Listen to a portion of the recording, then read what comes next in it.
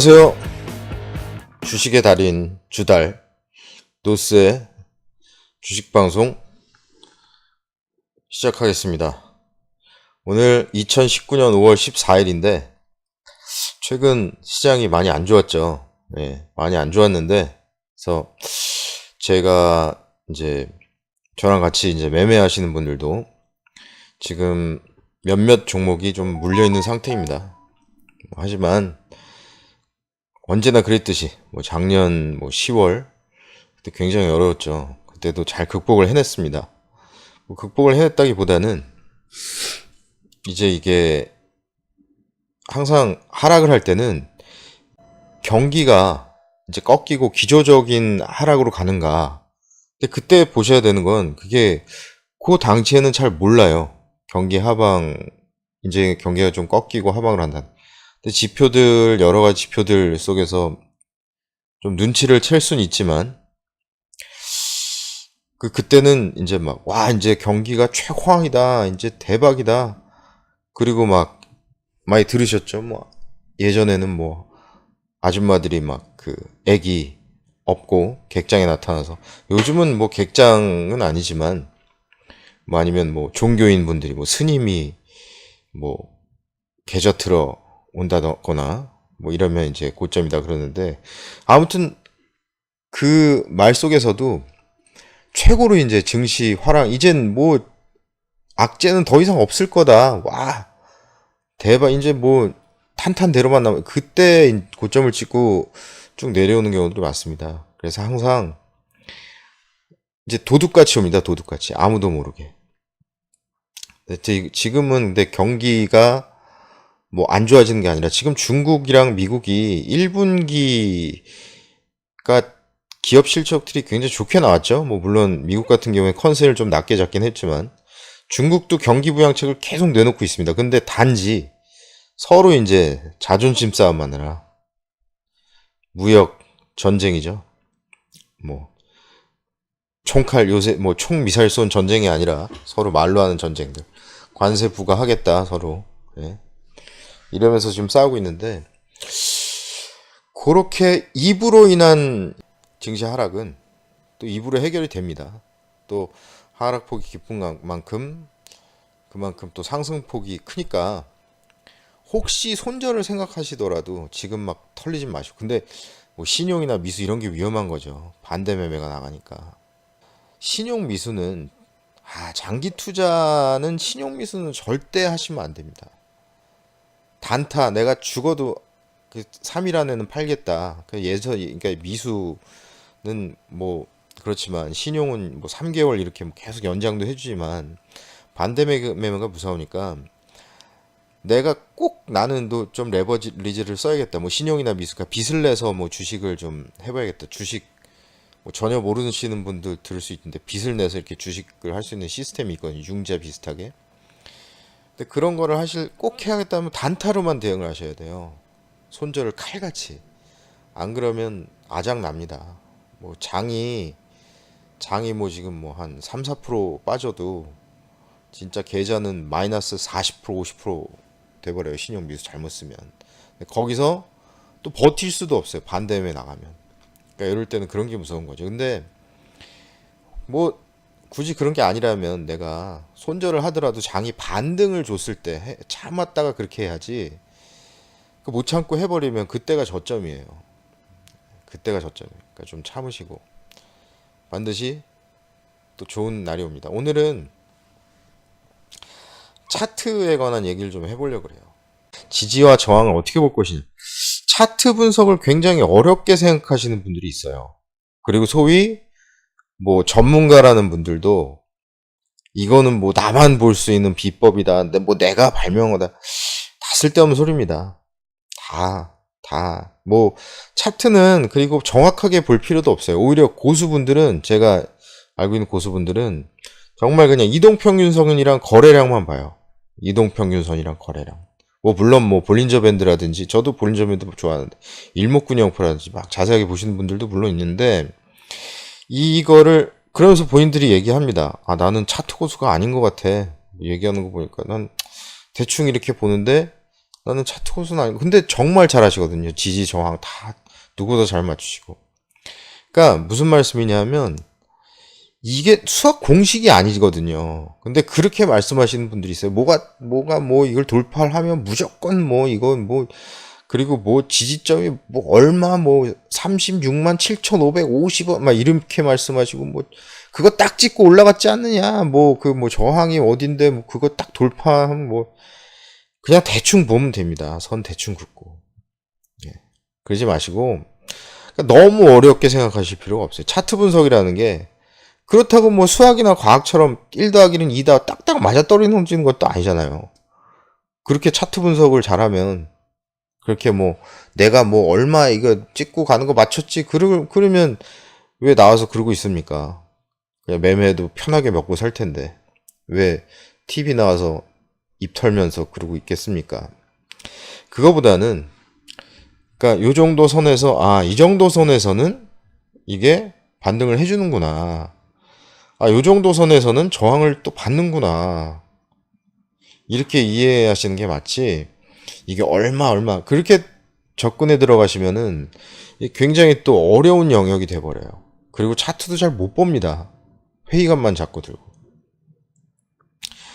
자, 그래서 오늘은 차트 뭐 초보분들이 들어줘도 좋고 또 제가 보니까 저랑 같이 매매하시는 분도 좀 제 말이 좀 이해가 안 가는 부분도 있다라고 얘기하시는 분도 있고 그리고 뭐 주식 잘하시는 분이 들어도 좋으실 것 같아요. 제가 이제 차트를 어떻게 보는지. 저는 일단 이동평균선은 요렇게 세팅을 합니다. 5일, 20일, 35일, 노란색이라 잘 안 보실 텐데 60일이에요. 60일, 120일, 240일. 여기서 남들하고 약간 좀 다르다 하는 거는 35일선 설정하는 거. 35일선 뭐 좀 크게 볼까요? 오늘 초록색으로 이렇게 전 좀 두껍게 이렇게 세팅을 하거든요. 보통 두께 1로 설정이 되어 있는데 세팅하는 방법은 이거 클릭해서 뭐 기술적 지표 설정 여기 있네요. 네, 뭐 라인 설정. 저는 뭐 3 이렇게 해놓는데 뭐 색깔도 바꿀 수 있고 지표 조건 설정으로 며칠을 기준으로 할 것인가. 5일은 5일 동안 매수한 가격이죠. 평균 가격을 선으로 이어놓은 거예요. 20일은 20일. 그러니까 한 달이죠. 한 달 20일은. 거의 한 달입니다. 뭐 쉬는 날 빼고 이래. 뭐 20에서 25일 되는데. 60일. 60일은 뭐 한 3달 되겠네요. 120일은 6개월. 그리고 240일은 1년. 1년 동안 매수한 사람들의 평균 가격을 요 시점에서 어떤 이제 요 시점에서 그동안 1년 동안 이게 240일 선이거든요. 회색. 1년 동안 매수한 사람들의 평균 가격을 선으로 이어놓은 거예요. 그렇게 이해를 하셔야 됩니다. 무조건 뭐 지지, 저항 이게 아니고. 그리고 뭐 5일선 같은 경우에 빨간 선이 5일선인데 5일선 뭐 요 시점에 5일선 요 부분이다 그러면 5일 동안 저는 5일 동안 일주일 동안 매수한 사람들의 평균 가격 그러니까 그걸 이어놓은 선이라고 보시면 됩니다. 그렇게 이해하시면 돼요. 근데 여기서 보통 뭐 5일선, 20일선, 60일, 120일, 241선 이런 건 많이 아실 텐데 많이 뭐 설정하실 때 저는 35일선 설정을 해놓거든요. 35일선이 저한테 좀 잘 맞더라고요. 제가 또 다른 고수분한테 배운 것도 있고. 근데 이걸 뭐 45일선 설정하시는 분들도 있고 뭐 50일선, 뭐 10일선 그 지지 저항 자 봐라 이게 뭐 45일선 이게 최고지 않냐 여기서 지지받고 근데 어떤 선이든 설정을 해놓으면 대충 비슷하게 갑니다. 거기서 지지받고 저항받고 그렇거든요. 설명이 가능해요. 사실 이런 숫자들은 며칠인지 뭐 대충 이렇게 골고루 그러니까 간격을 골고루 24, 35, 60 그러니까 20이랑 60 사이에 좀 간격을 좀 더 촘촘하게 하기 위해서 35일 하나 더 설정해 준다고 보시면 돼요. 그런 식으로 저는 이제 하나, 둘, 셋, 넷, 다섯, 여섯 개 선을 이렇게 설정해 놓는데 그런 이제 간격을 좀 일정하게 좀 촘촘하게 이렇게 설정해 놓는다. 이런 개념으로 접근하셔서 설정을 해 놓으시면 됩니다. 뭔 말인지 아실 거예요. 뭐 주식을 좀 공부하신 분들은 좀 초보분들은 또 뭔 말이지 이럴 수도 있는데 그러니까 뭐 45일선이 중요하다, 뭐 35일선이 중요하다, 이게 문제가 아니라는 거죠. 어떤 선이든 설정을 해 놓으면 거기서 지지와 저항이 보입니다. 비슷하게. 그러니까 그게 뭐 자기만의 비법이 아니라 요 간격을 조금 일정하게 설정을 해 놓으시면, 그러니까 비법은 없다는 겁니다. 그러니까 이렇게 선을 몇 가지 선을 설정해 놓으면 거기에서 그 가격의 변동 또는 지지와 저항이 보인다는 거죠. 자, 이렇게 선을 설정해 놓으시고, 뭐 설정을 굳이 안 해놔도 HTS 그냥 기본으로 들어가셔도 이동평균선 나옵니다. 뭐 5일선, 10일선, 뭐 21선, 60일선, 120일선 뭐 이런 식으로. 자, 근데 차트가 이제 가격의 움직임이죠. 가격의 움직임. 보시면 일정한 가격에서 이렇게, 일정한 가격이라기보다는 딱 정해진 가격은 아니죠. 어떤 비슷한 지점에서 이렇게 지지를 받는 걸 볼 수가 있어요. 보시면. 그죠? 여기서 저점 찍고 대충 올리고, 여기서. 근데 이게 정확한 가격은 아닙니다. 그냥 이렇게 대충 이어주면 돼요. 뭐 추세선 그을 때 뭐 최저점들을 잇는다, 뭐 상승 추세선은, 하락 추세선은 뭐 최고점들이 있다, 뭐 그런 법칙들이 있는데, 사실 그런 거는 대충 추세만 그을 줄 알면 됩니다. 저점 지지 저항도 마찬가지예요. 그렇다고 이거 너무 대충 하라는 거 아니야, 그런 얘기는 아닙니다. 그렇게 받아들이시면 안 돼요. 그러니까 어느 지점 정도에서는 얘가 지지를 받는구나, 이렇게 이해를 하시고, 어느 지점 정도에서는 얘가 저항을 받는구나, 이렇게 보시면 된다는 거죠. 그렇게 접근을 합니다. 근데 여기서 그러니까 보시면, 그러니까 이 지지를 받는 게, 만약에 여기서 지금 한 번, 자, 두 번, 세 번, 여기가 깨졌으면 제가 말씀드렸죠. 자, 한 번, 두 번, 세 번 지지받고 이게 깨져버리면 엄청난 저항선이 됩니다. 이게 내려가 버리면 이게 엄청난 저항이 돼. 저항. 돌파 잘 못해요. 이것도 마찬가지로 한 세 번 하고 이렇게 돌파하게 됩니다. 이렇게 돌파하면 다행이죠. 엄청난 저항이 됩니다. 근데 다행히 지지를 해줬죠. 그렇게 보셔야 돼요. 그러니까 자꾸 지지선을 건들면 깨겠다는 얘기라고 말씀을 드렸죠, 전에. 반대로 자꾸 저항선을 치면, 이렇게 세 번째 치면 올라가기가 더 쉽습니다. 맞고 내려가기보다는. 근데 다행히 지지를 받았죠. 자, 지지를 받고 이 저항 부분, 계속 요 비슷한 부분에서 저항을 받죠. 비슷한 부분. 여기 정말 깨질 못했죠. 막 깨려고 전쟁을 했는데 계속 저항을 받았어요. 그래서 이때는 여기까지 올라가지도 못했죠. 조정을 받다가 어떻게 합니까? 저항을 깹니다. 깨면 어떻게 되느냐? 자, 보세요. 깨면 어떻게 되느냐? 이 엄청난 저항이 오히려 엄청난 지지선이 됩니다. 지지. 계속 지지해주죠. 한 번, 두 번, 세 번, 네 번. 엄청난 지지선으로 변합니다. 자, 그러니까 지지가 어디서 되느냐, 저항이 어디서 되느냐를 보시면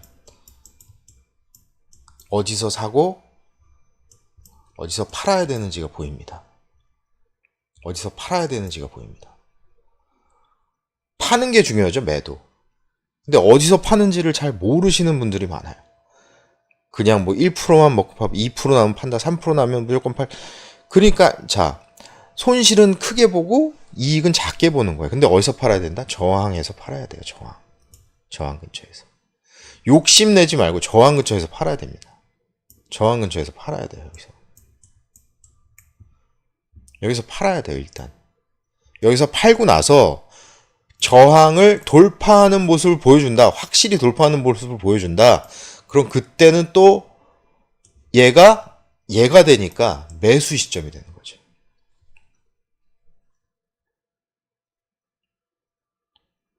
그렇게 주식은 해야 됩니다.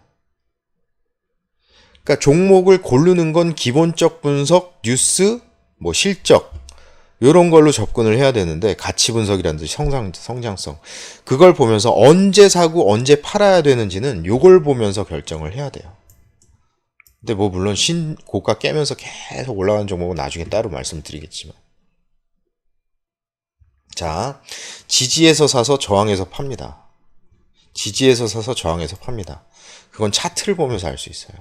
언제 사고 언제 파는지는 차트를 보면서 알 수가 있습니다. 차트를 보면서 결정할 수가 있어요. 그죠? 지지에서 사서 저항에서 팔고 돌파하는 모습 보이니까 또 사고. 자, 조금 더 차트를 자 이렇게 좀 차트를 최근 차트를 봐도 어떻습니까? 대충 비슷한 지점에서 지지를 받죠.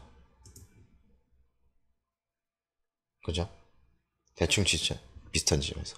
그런데 이 지지했던 지점을 깨고 내려가니까 어떻게 됩니까? 이 지지했던 부분이 저항이 돼버리죠. 지지선이 깨지면 그 지지선은 저항선이 됩니다. 저항선을 깨고 올려버리면 그 저항선은 다시 지지선이 됩니다.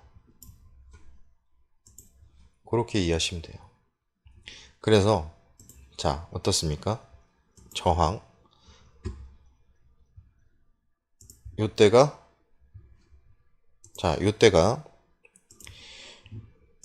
이제 들어갈 타임이라고 보시면 되죠. 그리고 언제 팔아야 됩니까?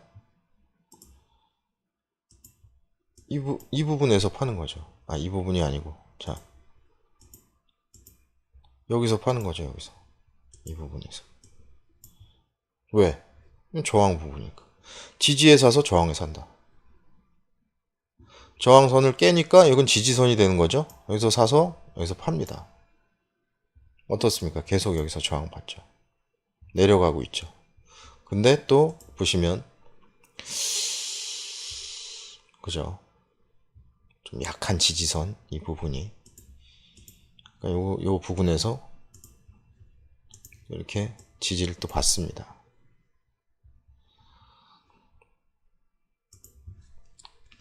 자, 오늘은 지지와 저항에 대해서 간단히 말씀을 드렸는데 실제 매매에 언제 사고 언제 파는지가 지지와 저항만 잘 이해를 해도 보입니다. 뭐 물론 매매를 좀 많이 해보면 그게 더 이제 체득이 되는데 그래서 저 같은 경우에는 저항선이 좀 다가오면 물량을 좀 줄입니다. 그래서 그 저항선에 팝니다.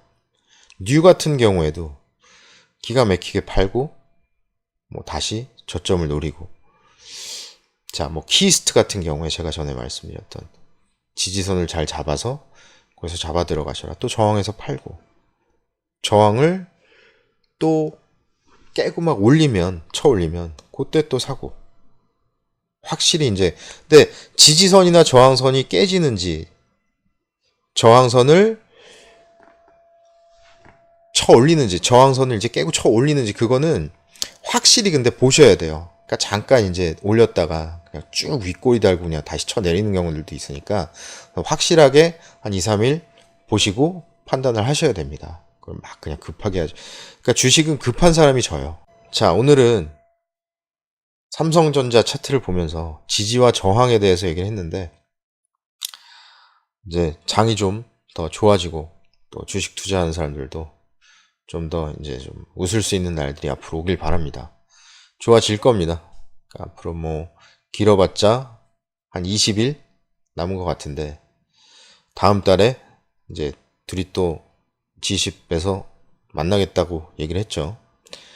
트럼프는 재선도 있고 오히려 사실은 속으로는 좀 많이 급할 겁니다. 근데 항상 트럼프 대통령이 쓰는 전략이 이제 벼랑 끝 전술이라 그러죠. 상대방을 그냥 끝까지 밀어놓고 거기서 이제 본인이 원하는 답을 얻어내는. 하여튼 뭐 전 세계가 그러니까 지금 조금 보호무역주의 이런 식으로 그러니까 그렇게 이제 미국에서 유도를 하고 있는데, 또 이게 또 악재도 계속 나오면 그러니까 시장에서는 내성이 생깁니다. 그러니까 조금만 버티시고, 이게 경기가 기조적으로 이게 하락하는 게 아니니까, 기조적으로 나빠지는 게 아니니까 전 세계적으로는 너무 걱정 마시고, 자, 좋은 날이 오리라 봅니다. 또 장이 좋아지면 또 뭐 장이 좋아져야 주식 투자자분들이 또 기분이 좋죠. 자, 고생 많으셨고 오늘은 여기까지 하겠습니다. 예, 감사합니다.